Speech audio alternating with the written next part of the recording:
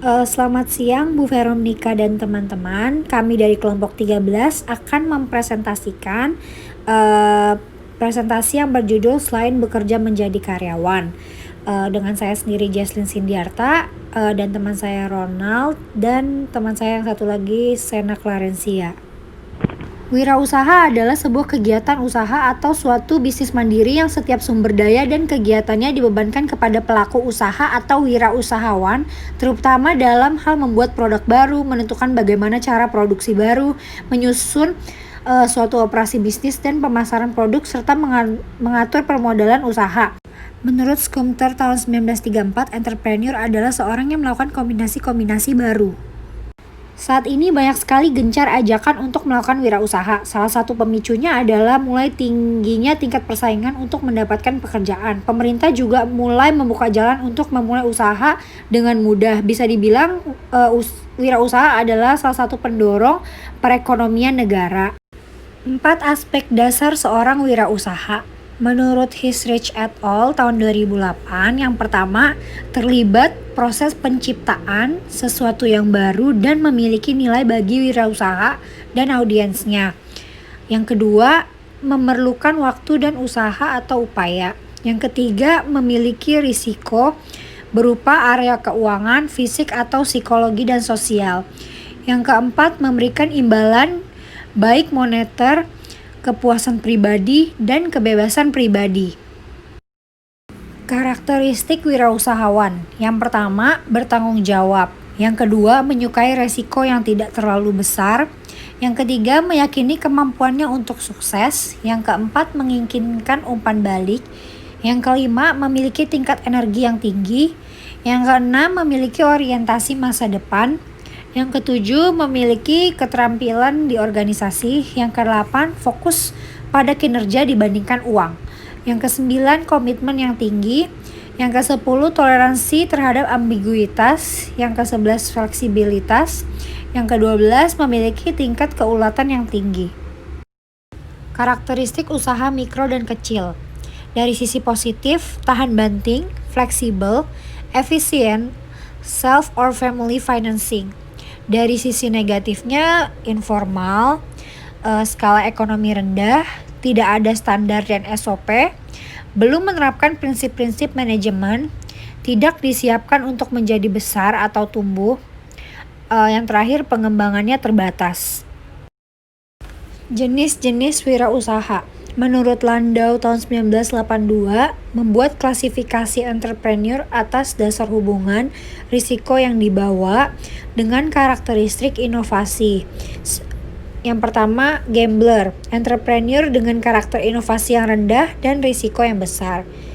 Yang kedua ada dreamer, entrepreneur dengan karakter inovasi yang tinggi tapi hanya mau menerima risiko yang rendah.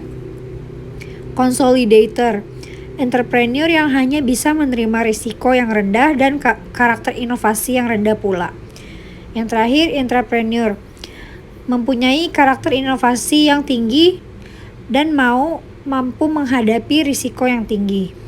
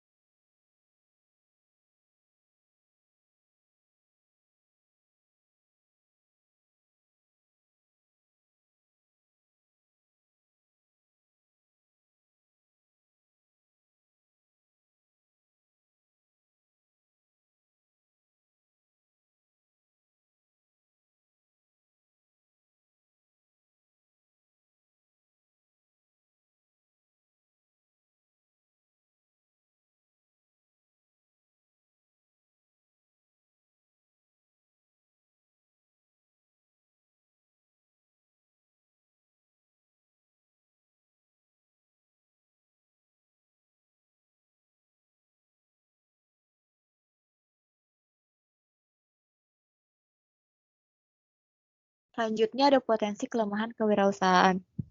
Yang pertama ada ketidakpastian pendapatan. Ketidakpastian pendapatan di mana mungkin pendapatan hari ini bisa naik atau turun, sedangkan untuk minggu depan bisa bisa naik atau turun.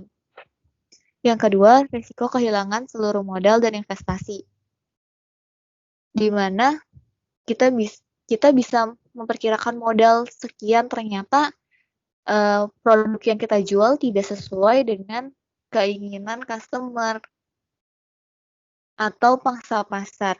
Yang ketiga, membutuhkan kerja keras dalam waktu yang lama. Untuk menjadi orang wirausahawan tuh butuh kerja keras yang dalam waktu lama, karena tidak hanya untuk memikirkan untuk jadi untung, tapi untuk memikirkan dari nol bagaimana membentuk usaha tersebut untuk menjadi sukses. Yang keempat, tingkat stres yang tinggi. Tingkat stres yang tinggi dalam memikirkan apa inovasi yang terbaru atau apa yang diinginkan customer terhadap produk kita. Yang kelima, tanggung jawab penuh. Yang keenam, keputusasaan. Keputusasaan jika inovasi kita tidak dapat diterima oleh customer. Selanjutnya ada penyebab kegagalan bisnis. Yang pertama, ketidakmampuan manajemen. Yang kedua, kurangnya pengalaman. Yang ketiga, pengendalian keuangan yang buruk. Yang keempat, lemahnya usaha pemasaran. Yang kelima, kegagalan pengembangan perencanaan strategis. Yang keenam, pemilihan lokasi yang buruk. Yang ketujuh, pengendalian yang tidak tepat atas persediaan. Yang kedelapan, penetapan harga yang tidak tepat. Selanjutnya, bagaimana sih cara menghindari kegagalan bisnis tersebut? Yang pertama, kita harus mengenali bisnis kita secara mendalam. Apa sih bisnis kita? Bekerja di bidang mana ke bisnis kita? Atau di produk makanan atau produk barang atau jasa? Yang kedua, mengembangkan rencana bisnis yang solid. Kita bisa mengembangkan rencana bisnis setiap bulan untuk mengadakan inovasi baru secara rutin. Yang ketiga, mengelola sumber daya keuangan. Untuk keuangan, kita harus mengelola dengan benar, karena bisa saja kita nanti rugi atau untung. Kita dapat mengelola dengan benar. Yang keempat, memahami laporan keuangan. Kita juga harus memahami laporan keuangan, apakah kita ada minus atau ada kurang. Kelima, mengelola karyawan secara efektif. Selanjutnya, untuk menjadi seorang wirausaha, kita harus menggeluti usaha yang tidak sekedarnya atau ala kadarnya, tapi juga dengan keberanian, kegigihan, dan kerja keras sehingga usahanya tumbuh. Jadi tidak memikirkan untuk mau untung aja, tapi kita harus ada keberanian, kegigihan, dan kerja keras. Bersahabat juga dengan ketidakpastian ataupun resiko-resiko yang ada. Menjalankan usaha yang real dan bukan spekulatif. Untuk usaha yang real tuh dimaksudkan dengan usaha yang sesungguhnya, bukan usaha yang cuma memikirkan saya untung, saya mendapatkan uang. Di sini ada usaha real atau real business. Yang pertama, untuk menjadi usaha real tuh ada didasarkan motif untuk melayani dan memperoleh kemandirian. Yang kedua, dengan ketulusan kerja keras dan inovasi. Yang ketiga, bukan jalan pintas cara cepat menjadi kaya, atau bukan hanya memikirkan hanya untungnya saja, tapi juga adanya kerja keras. Yang keempat, membangun secara bertahap. Yang kelima, menjaga nama baik dan membangun reputasi. Yang keenam, bukan sekedar passive income, tetapi real. Atau bisa dibilang bukan sekedar hanya mencari untung, tapi ini adalah usaha yang sesungguhnya kita bikin dari nol.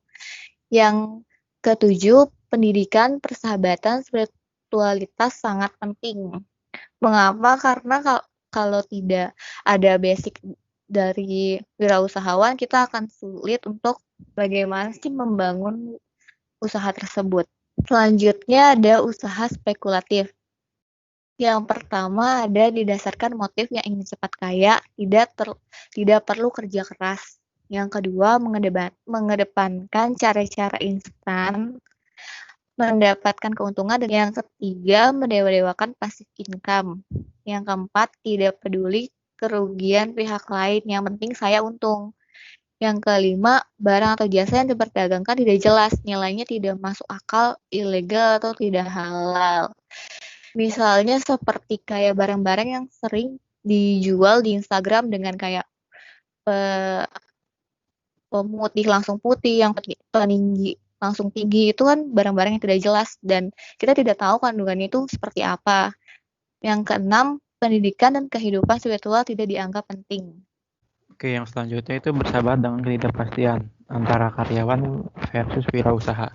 Dari posisi karyawan, yang pertama itu penghasilan teratur dan pasti atau merasa aman dan nyaman.